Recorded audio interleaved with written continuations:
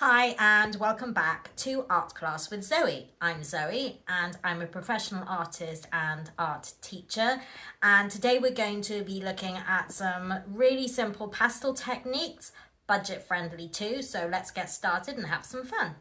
In this lesson, I'm going to show you some very simple pastel, soft pastel techniques and how to keep the costs down using budget-friendly paper. I'm going to be using, you can get small packs like this from Derwent Academy, which have a smaller range of colors, but you can mix and match, or Inscribe, which have half sticks with them. This is very much used, so I've lost a lot of them. You can get half sticks as well and a bigger variation of color. You'll be able to create pictures like this lovely sunset or a scene of Venice. And the best tip that I can give you is, instead of using money, putting your money towards expensive pastel paper just when you're starting out, you should use some sugar paper like this. So this is a scrapbook from Sylvine, and in it you have got two colors, purple and tanned paper. When using soft pastel to actually go on colored paper, because it makes the colors really shine out, rather than white paper, you have to work a lot. It's perfectly fine to use white sketch pad paper, but actually you have to work much harder and it doesn't make the colors come alive. So what I have done is I'm using some purple toned paper. You can actually get sugar paper in all different colors, from bright colors to softer, cooler colors. Personally, I think it's better to start with a cooler color, and either the tan or a subtle color like the tan here. You've got, this is one I've just done of the Swansea on the front, or you've got the purple, and these are really great. It has enough of a tooth to catch the pastel and it doesn't cost a fortune. This actually costs £1.99 in British pounds, so have a look out for that. For this first section of marks, I'm just going to use one color. As you see, use light pressure, so we're going to use light pressure here. So we're going to go across here. Now, can you see that's what's called scumbling? And you can see that the purple is actually coming through the pastel. So it's kind of got a sparkle effect. Or you can go heavier. And it's much, much, much more solid, okay? And yes, you do have powder coming off, especially some pastels have more powder than the others, and dare I say, the cheaper you go, probably the more powder that you'll get. But make sure that you've got newspaper underneath, then you can tap it. Oh, sorry. Tap it onto the newspaper. Don't blow it, especially if you've got curtains or anything near you. It does come off, but just be very careful. So this is your first set. You can see light and heavy pressure. Then you can, but as you can see, you can use the side. So I just did this technique, just going across the sea, and I just said that's all you need. Obviously not yellow sea, but with blue sea. And then you can actually use heavier pressure going down, so it graduates. So you've got heavier pressure to lighter pressure here, like that. And then you've got the point. So you've got, if you want more detail, can you see the lines? Like that.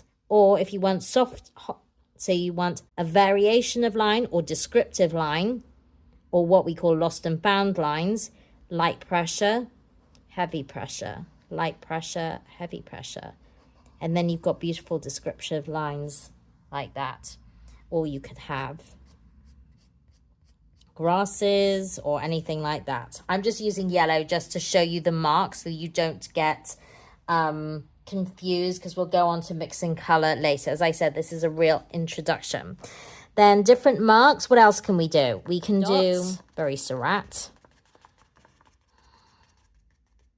We can do dashes. flicks. And look, you have little grass type shapes.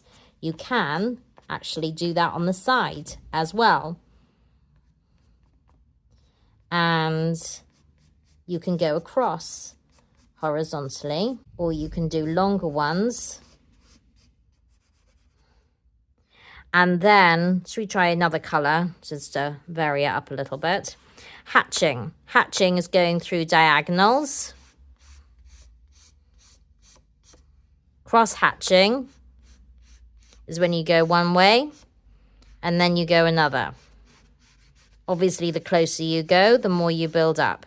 Then you've got squiggles. You've got all this range of different mark making that you can use at your disposal, and that's just with one color. So then what we're going to do is we're going to mix the two colors. There are two types of mixing. You've got optical mixing. Imagine the Impressionists dabbing down color, and they just put spots of color around. And then, so I'm putting yellow down, and then I'm putting blue straight on top of it. Oh. And then you can see that you've actually got the mix of green coming through. But I'm not physically touching it. I'm literally putting on those colors. Or you could do, so I'm doing dabs, and then you've got dots. Think of Seurat, the Impressionist painter, with his dotty paintings. Actually, it's an optical illusion, really. It starts to become green. Or you could even do squiggles.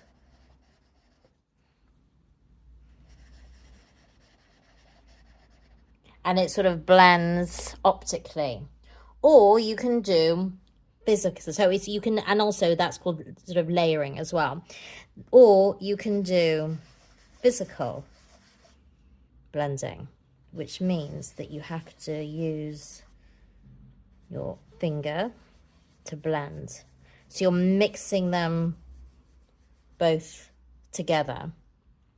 You can also go straight over.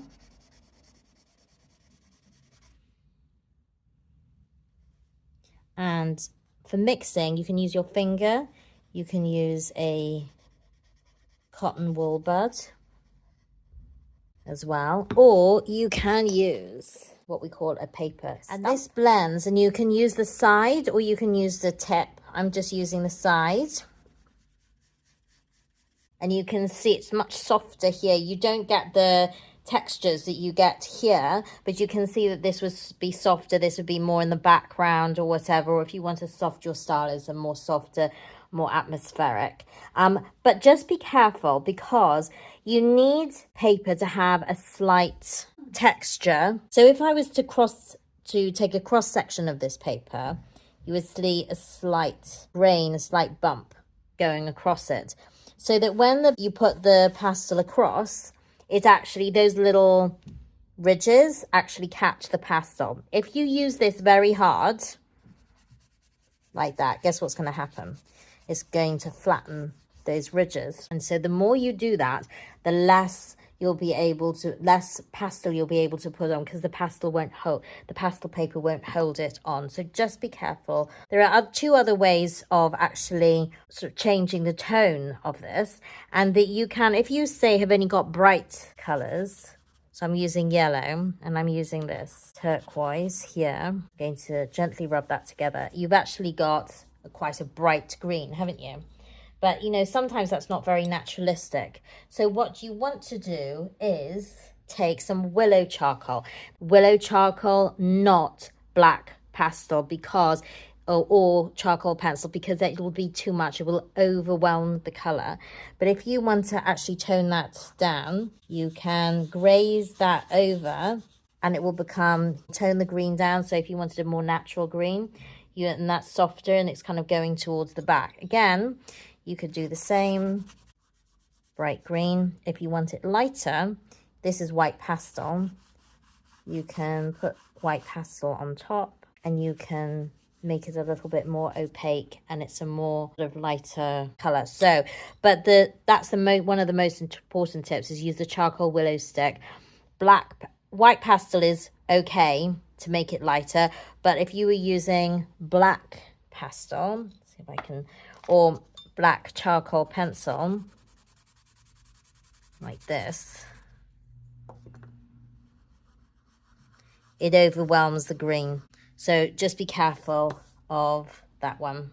Last but not least, you can use an eraser to actually take out some highlights more, but you can use a putty rubber, but it's softer. And actually sometimes it tends to kind of mix the pastel for you. It kind of blends it in. It doesn't take it out terribly well, but you can see it kind of coming out like that. And that's more of a soft, that's with a putty rubber. I apologize for my putty rubber, it looks really manky, but it's very soft. Then you've got what I've got a chisel. I've got a hard rubber. This is what is called a chisel rubber because of the shape of it. This is harder, that takes it out. Again, remember what I said about really working hard on the paper. You really should do this at the end. Or you've got pencil eraser. And so you could have, say, for example, you wanted grasses, and then you can start layering. I hope that you enjoy this introduction to soft pastel tips and techniques. Don't forget about my tip about the sugar paper, because that's really great if you want to try it out. For any other videos, please follow Art Class with Zoe, and look forward to hearing your comments. Any questions, please just ask in the box below. Okay, bye.